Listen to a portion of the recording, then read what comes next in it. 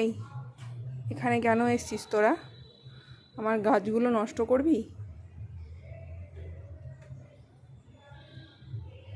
কোথায় অত উঁচুতে উঠে? এদিকে তাকা। ওই ওই ওই পেঁচা, এরা কি খেলছে এখানে এসে? দেখ দেখ কাণ্ড, দেখ দেখ। এই ওই বদমাইশগুলো, কি করছিস তোরা? যা বাড়ি যা, তোর বাড়ি যা, তোর মায়ের কাছে যা, তোর মায়ের কাছে যা তোরা।